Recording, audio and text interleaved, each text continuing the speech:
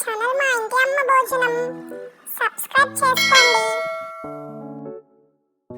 Bagara rice లోకి టేస్టీగా దాల్చా ఎలా చేయాలో ఈ రోజు మనం చూద్దాం.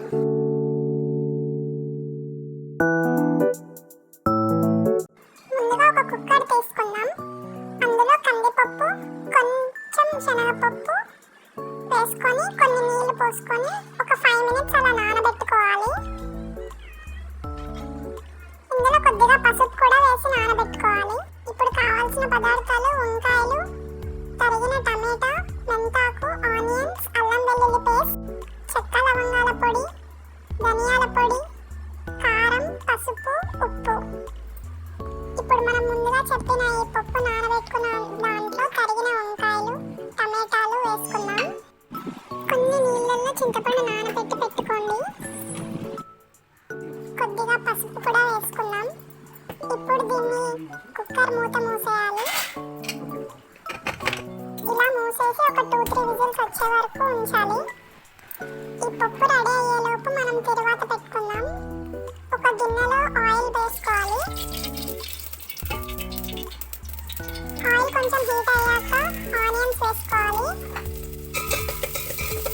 ఇందాక మనం చేసుకున్న పప్పు రెడీ అయిపోయింది. ఇలా రాముకోవాలి.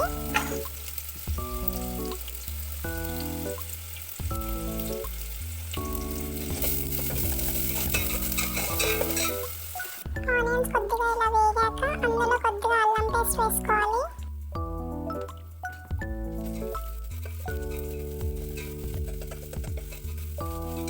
ఇలా బాగా కలుపుకున్న తర్వాత ఇందులో కొద్దిగా మెంతాకు,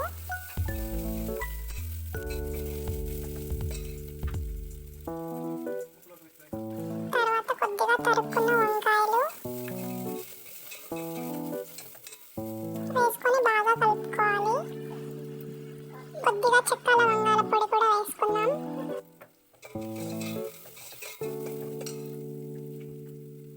ఇప్పుడు కొద్దిగా పసుపు,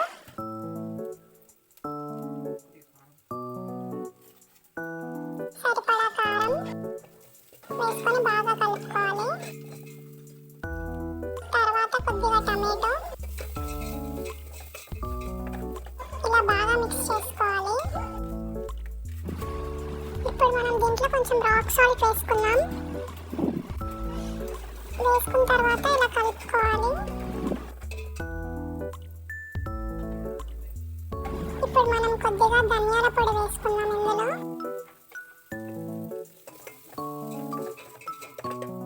కొంచెం వాటర్ పోసుకొని అలా మిక్స్ చేసుకోవాలి. ఇప్పుడు దీన్ని కొంచెం ఉడికే వరకు మూత మూసుకుందాం.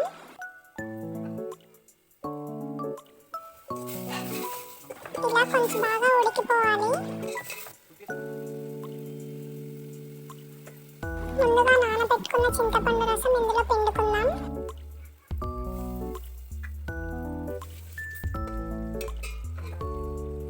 ముందుగా మనం నానబెట్టి ఉడకబెట్టుకున్న పప్పును బాగా రామి ఇందులో వేసుకోవాలి. కొద్దిగా చెక్క పొడి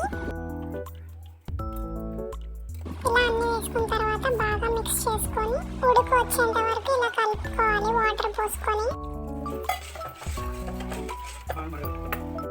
ఇప్పుడు బాగా ఇలా బాయిల్ అవుతుంది కదా, ఇప్పుడు మనకి ఇది రెడీ అయిపోయినట్టే. మనం బౌల్లోకి తీసుకుందాం.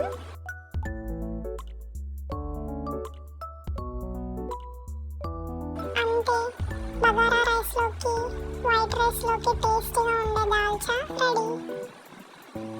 కొత్తిమీరతో సర్వ్ చేసుకుందాం. It's very tasty. Bagara rice, dalcha, పాలకూర మసాలా కర్రీ ఎలా చేయాలో నెక్స్ట్ వీడియోలో తెలుసుకుందాం. థ్యాంక్స్ ఫర్ వాచింగ్ మా ఇంటి అమ్మ భోజనం.